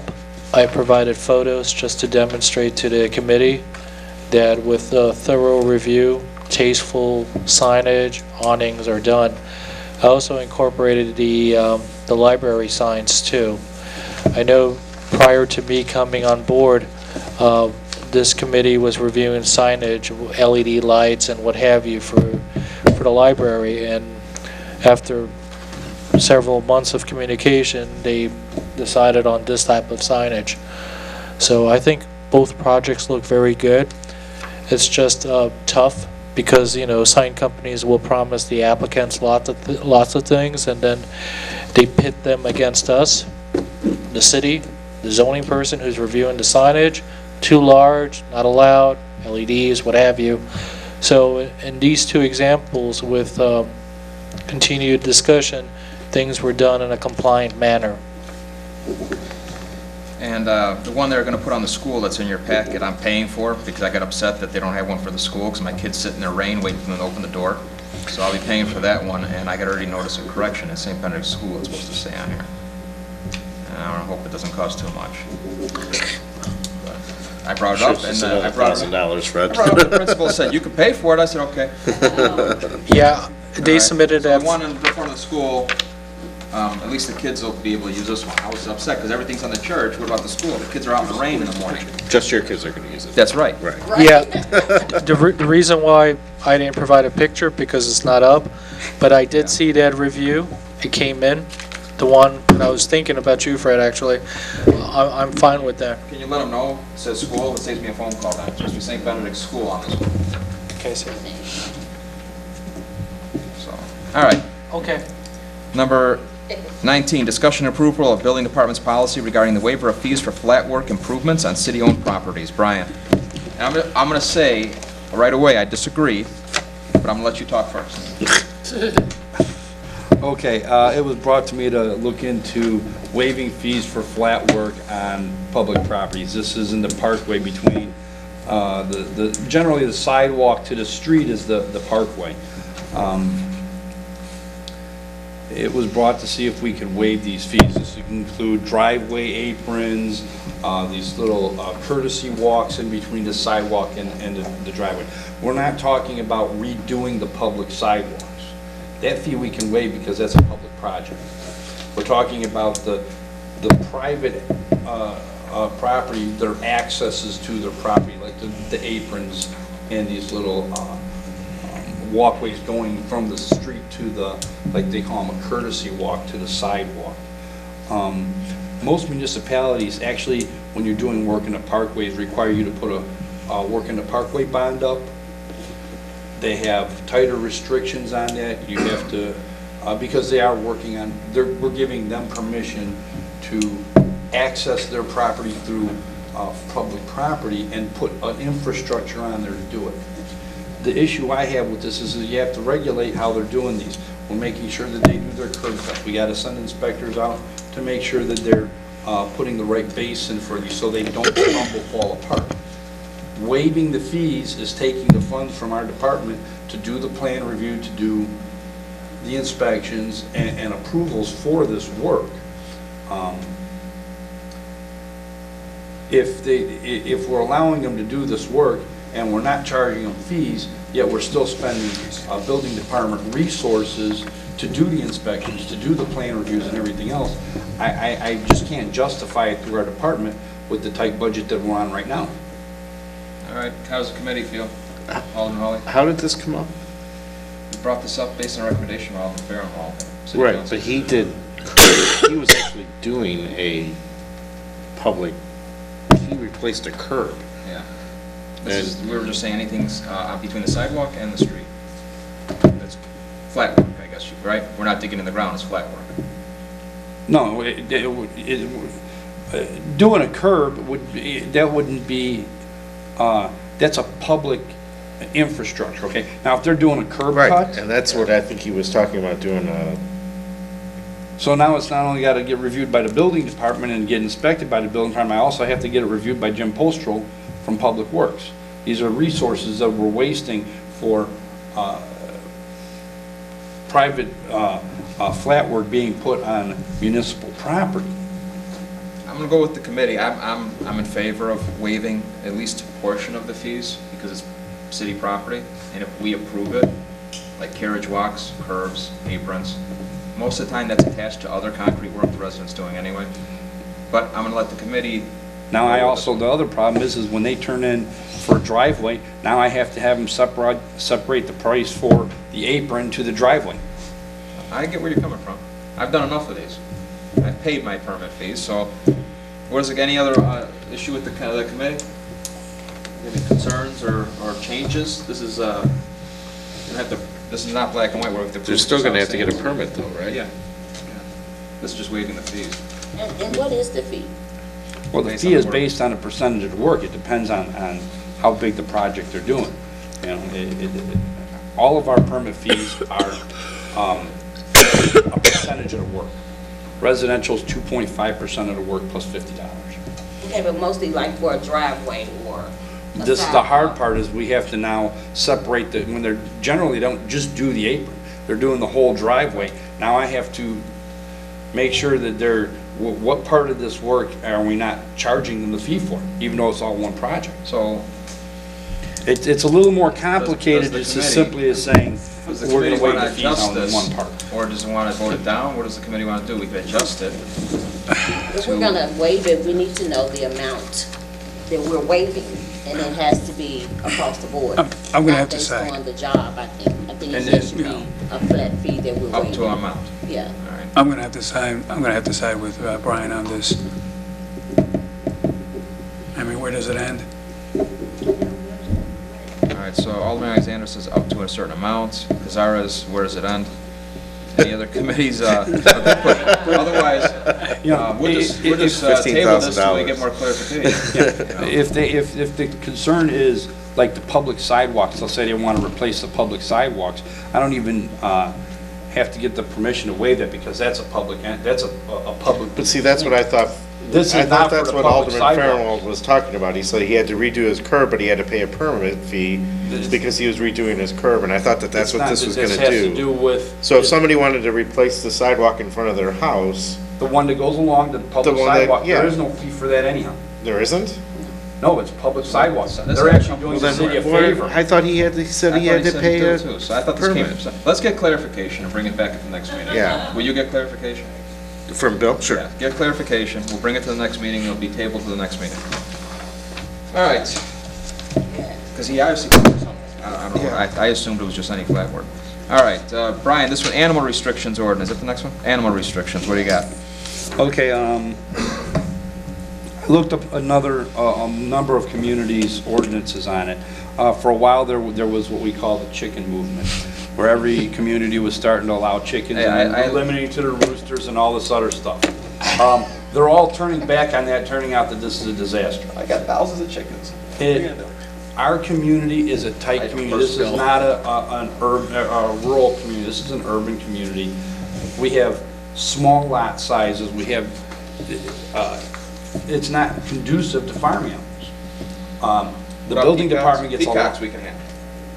Peacocks are mean. I wouldn't allow two. peacocks at all. At least two, right? Two peacocks. But There's Two turkeys pigs, running two around peacocks. too. no, we got more pigs and stuff. There's turkeys running around. Oh, turkeys. Yeah. There's more foxes complaints occasionally, that too. people don't understand, that the building department gets calls. Hey, the neighbor's got chickens, they're running down the street. I gotta smell these animals from the neighbor's yard. He's got pigs, he's got goats. They're bringing This rodents, was brought in front of us bringing before. rodents. I'm offering tours for the Second Ward Farm Tour. Everyone see some peacocks? I have access to the peacocks. A lot of the complaints are coming in because these types of animals bring in rodents, and then they want rodent protection, and they want the city to eradicate rats throughout the city. Yeah. So this is where it becomes a property maintenance and health issue. Our health officer has stated publicly that this type of nuisance also is devastating to our stormwater and sewage system because, you know, when you start having so many animals, somewhere this has to go. So I could understand where she's coming in. This isn't just a cat or a dog. This is all types of farm-related animals. At one time, we discussed this, and I was under the impression we had one of this and also bees, that it was only chickens, not roosters, and nobody can find where that exists. It never got approved. It's where the garbage can Yeah, thing garbage is. can All the removal, stuff we talked about in bees, judiciary apiaries. with Now we're bringing up the Shantae. bees, We too, went in a through it with These are Shantae. federally protected. There are regulations. All right. We might not have the lot size. What does the committee want to do here? Because it's a hard one, because my own wife wants to get a chicken hen house, so. She wants a chicken? She wants chickens now, yeah. Sure she wasn't Wait, talking does she about one of those Everybody- Popeye everyone's got sandwiches? chickens. She wants fresh eggs too now. You know? So, Look, What I caution here, because of our resources, because of our staff, if a complaint comes in, we're gonna say, I'm sorry, but we can't help you. Send her to Bilotto. Because they do come in, I get complaints. and they go upstairs to the mayor's office, Farm and animals. they want us to do enforcement. what do you guys want to do? You're the committee. I mean, number one, are these animals in any danger? It's not so much the animals are in danger. They're raising animals for You're food right. in an urban environment. It's not conducive. You have waste, the lots are tight, we get complaints. And right now, I have literally areas where there's chickens running down the streets because they don't control them. If you let a little bit, it goes too far. And they're all over town too. There's one on Maple I saw by the They're corner all store. over, but I get complaints from every block where they have them. I'll tell you what, Brian, I mean, I respect what you're saying, but I don't want to go down the road where we are limiting chickens or these delicious chickens from people just because. The city of Chicago has gone down that road. The city of Chicago was the one that started this chicken thing. Yeah. They are changing it, they are getting rid of them. And it's been shown in the news, they're reverting back, because it comes down to property maintenance. Yeah. I mean, can you provide us with like a log of the complaints that have come in so we can actually view the reality of the problem? Because I've seen them. I've seen chickens, but you know, my complaints that come, the complaints that come my way are loose dogs, not chickens. I don't have an ordinance against it. Yeah. The The roosters are complaint loud. doesn't exist, there's nothing I can do about it. And you also have to understand that a lot of these complaints are anonymous. Yeah. They don't want to upset their neighbor next door, even though they smell it and they see it. And this is where we are at the counter, sometimes saying, well, I can't help you any further. It's just like when they call us to do a tree trimming or a branch fell off. We don't have that type of service. This is a community that's constrained financially, and an ordinance to at least mitigate this will help us, because at least we could go to adjudication court and says, yes, this isn't allowed. Right now, we don't have anything. It's a very broad interpretation of property maintenance. Technically, right now, if your neighbor wants to have cows in his backyard, he can, because we have no ordinance against it. I know we said no to cows. I mean, that's the extreme. No cows. We said no cows, no We livestock. have There was people no with livestock. chickens, pigs, goats, Roosters are loud. You check her roosters. tape. She had all We those do live in a things. low I want to income community. I'm all for self-sustainability and feeding yourself, whether All right. it's, I'm big on that. whether it's vegetables, Let's, tomatoes, But I look or at chicken. We're going down a wormhole Yeah. here. I'm gonna I'm ask that we table this for one meeting and to get some additional clarification. Okay, And we'll bring it back up at the next December meeting. okay. Thank you. Number 21, discussion of draft nuisance property. This is an ordinance been on our meeting agenda for a while. It's been a lengthy agenda. Has anybody in the committee reviewed it and have comments or concerns? Otherwise, I will keep it on my agenda for December. December. Okay.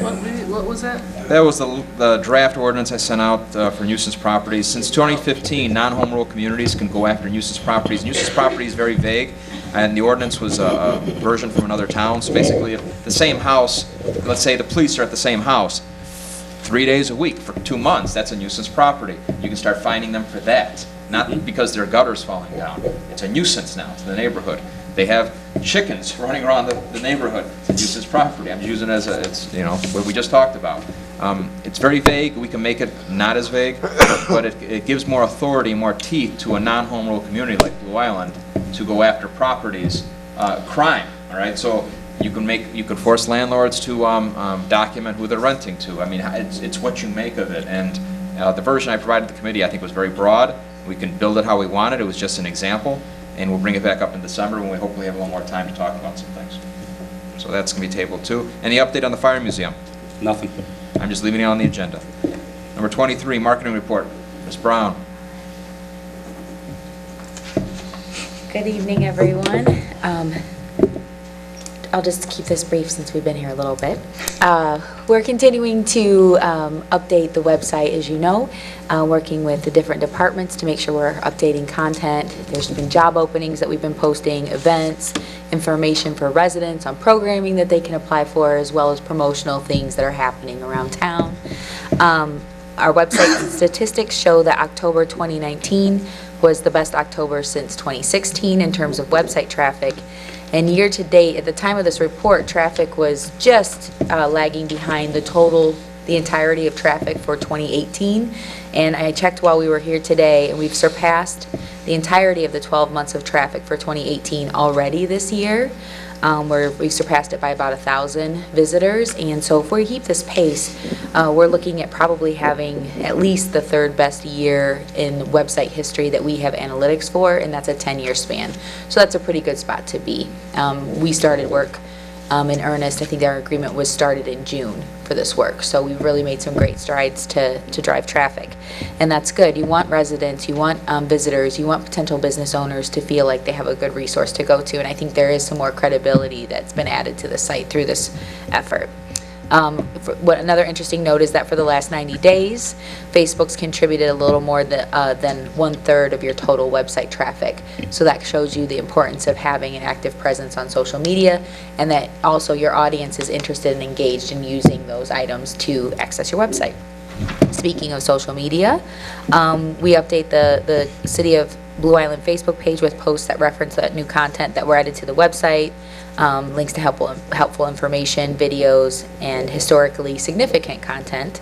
For the last 30 days, we added 51 page followers. That's for a total of 3,187 followers.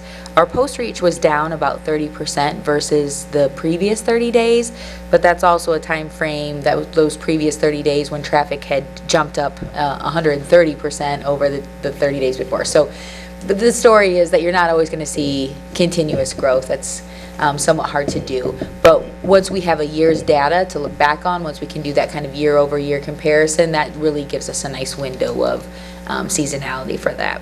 Audience engagement was also down about 50% these last 30 days versus the previous 30 days, but again, that was in comparison with some engagement and some traffic that was very much engaged, mostly because of information related to the hospital that was being disclosed in September.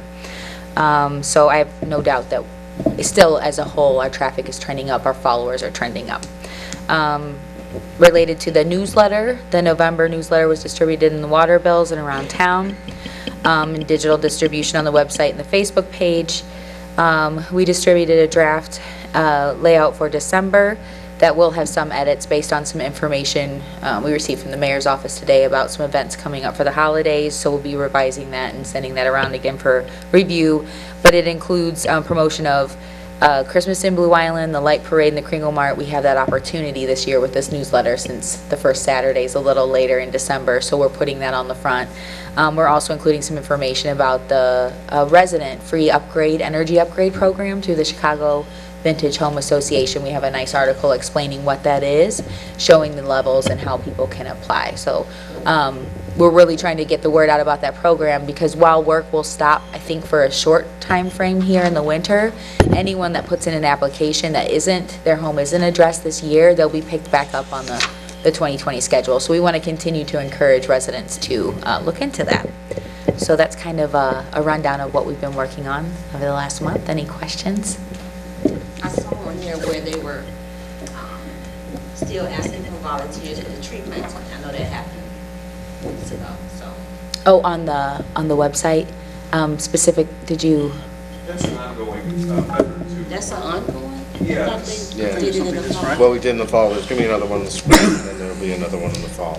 So that's just gonna stay on there all year long?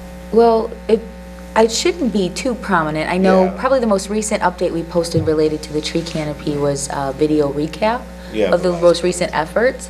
So that was in the video section, but even that's been kind of pushed down now because of some other city council and committee meeting posts. But if you want to, take a screenshot, like let me know where it's at. A week ago. Okay. I saw them, like, they just finished doing Yeah. the tree planting. Okay. That's why I was asking. Yeah, we try to, we're updating pretty frequently, and try to keep that homepage slider pretty updated. You'll see that change quite a bit throughout each week of the month as new information comes out. But if you ever see anything that looks like maybe it's outdated or needs to be updated, reach out to us. We're happy to look at that pretty quickly, get those fixed, so. It's way better, and you can find stuff. Yeah, good, I'm very glad. I know that seems like a kind of a baseline expectation, but that's what we needed to get back to first.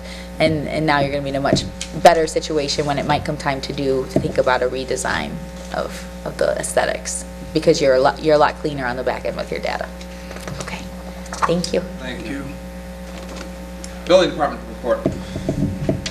Okay, start with housing court results. This past month, we had 100 citations go to court, 26 were non-suit. That meant they came into compliance.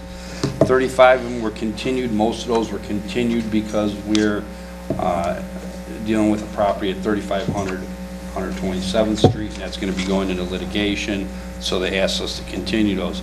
39 were found guilty of violations. A total of $7,100 in fines at the one court date.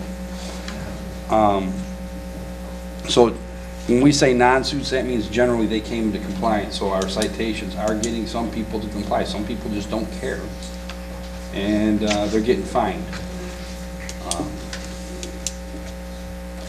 It's been an ongoing effort. This last month was over 150 citations. Now we're trimming them down and trying to just get more people into compliance.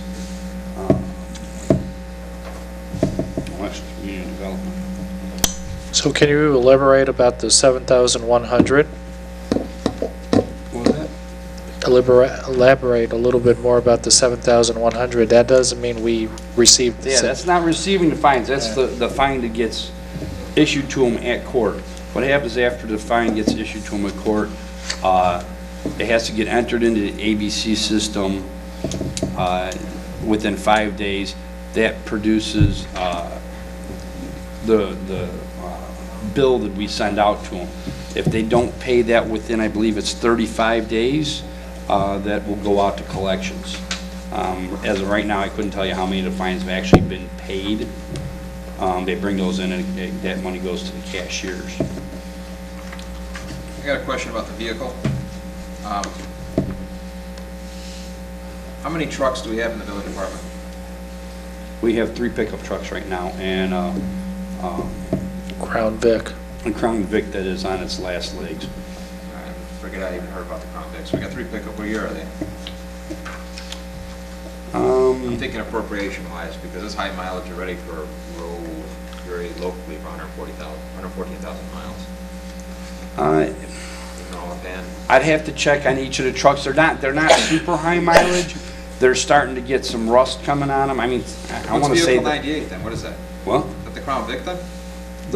Crown Vic is from 1999. Yeah, that's old. That's the one that's got 114,000 miles? Probably, Are you yes. looking at the thing for the computer chip and the reprogramming? I just noticed the mileage, 114,000 is extremely high for a municipal vehicle. Yep. Yeah, that's Twice the Crown life Vic. expectancy. Yeah, that's the Crown Vic. Yep, how you call it, Yeah, we've that's the been Crown Vic. maintaining That's the Moreno Crown days. Vic. Well, then I'm going to ask the building department and/or Howard to, at least for the next meeting, give me a list of our vehicles, what year they are, the mileage they are, because I'm going to start working our appropriations, and if the department needs stuff like that, I need to know about it soon. Okay. All right. Anything else for the building department report? All right, Not economic just development. regular. I added this on, Howard, I don't know if you... Nothing yet.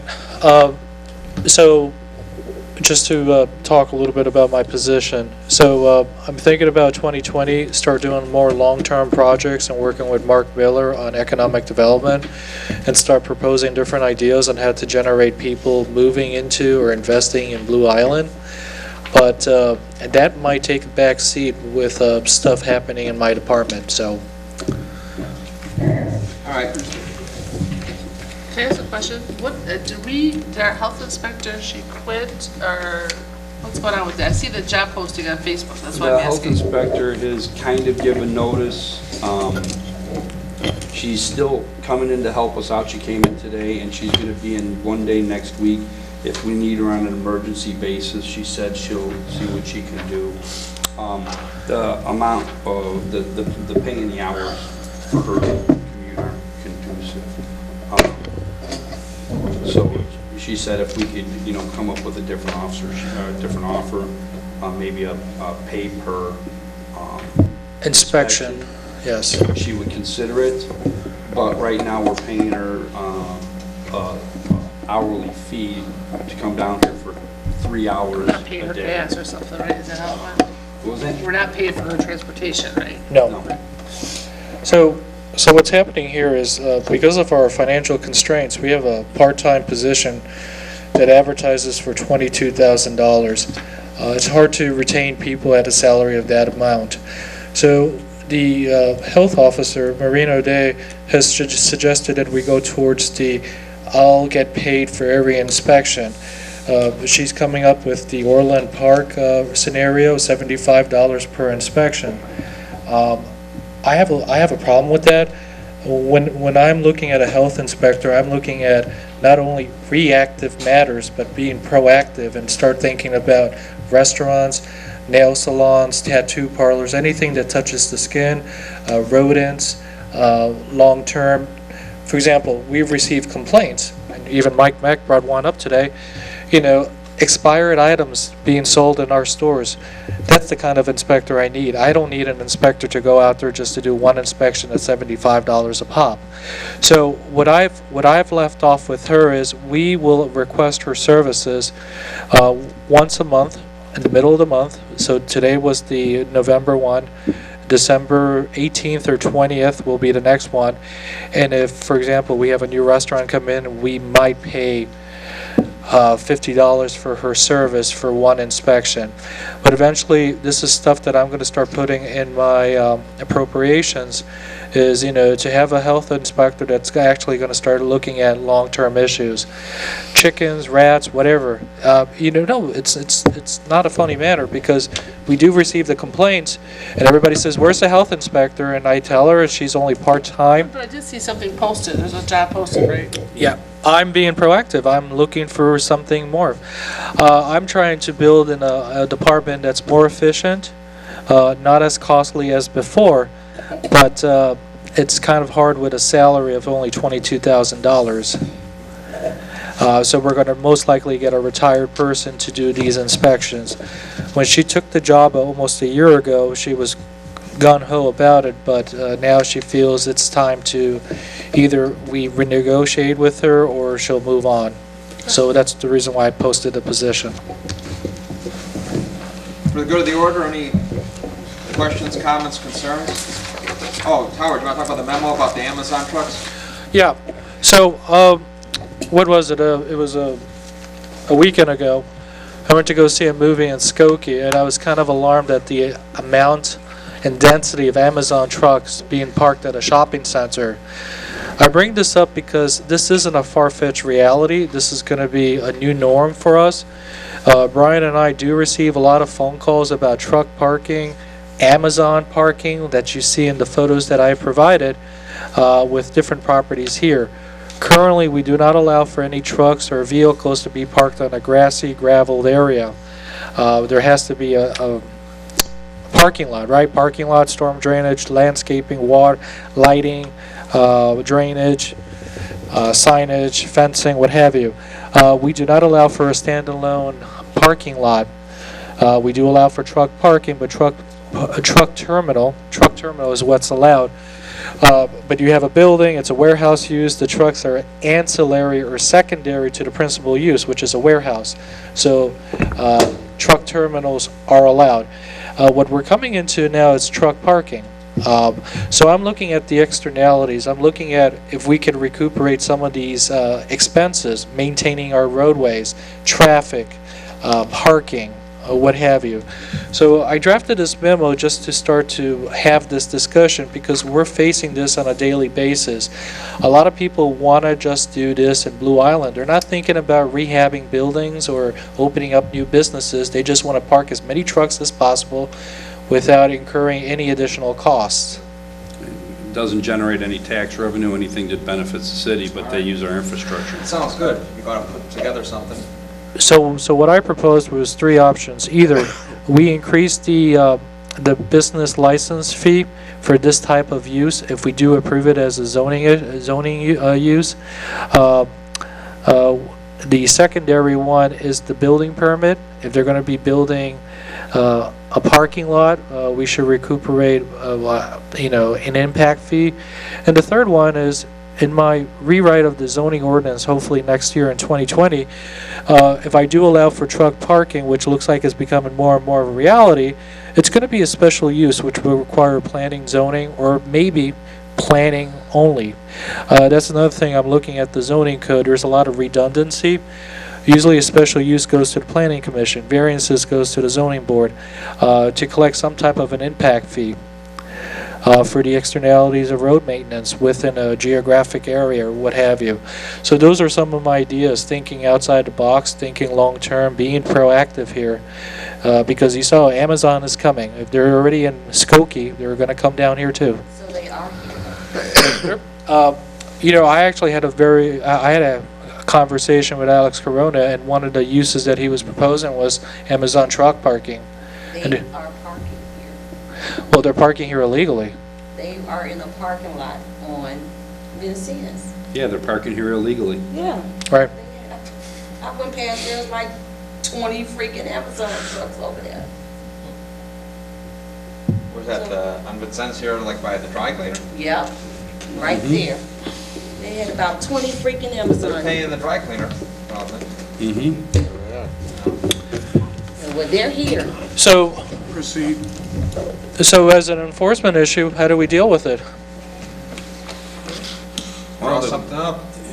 The part of those lots, actually, the one you're saying on Vincennes, all those guys are leasing spots Yeah. for outdoor storage, but there is a structure on there. Right. So the question is this a principal use or an ancillary use? And I would say that's an ancillary use, because if it's a dry cleaner, it should I agree. Be a dry cleaner. speak like a dry cleaner, quack like a dry cleaner, what have you. You know, a duck is a duck. It's going to be Chicken is a chicken. right. So this is the responsibilities that we have, but we only have 2 part-time enforcement Maintenance inspectors. inspectors. And it's hard because we're doing a little bit of everything, and these inspectors are also doing annual reviews of apartments and intent to sell and stuff like that. So this is where it's the juggling act. How much can we do with part-timers, just like the part-time health officer, part-time plumbing and electrical inspectors? I would do a good, put something together for the appropriations. We can change things. But in the meantime, we're gonna allow them to park. In the meantime, yes, unfortunately. You gotta draw something up for us to approve. Unfortunately, in the meantime, yes, because I have bigger properties like M&M Pallets that I should be worrying more about, or 3700, 127, yeah, the one we're in litigation. Those are the ones that really concern me, because those are bigger problems. Yeah, trucks being parked on a private lot, it's an issue. But, you know, even with the trash enclosure dumpster campaign that we're doing, we have to provide a lot of feedback, a lot of education why this is necessary. It's never been enforced. We're enforcing it little by little in a piecemeal manner, just like, you know, with signage, with the LED lights and signs that are not allowed. I'm doing as much as I can, but it's hard. It's very hard. Anything else for the good of the order? Make a motion, is there a motion to adjourn? When's our next meeting? Motion by Cantelo, is there a second? By Alexander. All in favor? Aye. Adjourned. This is actually taking our public hearing out of it, it's one of our shorter meetings, less than 2 hours.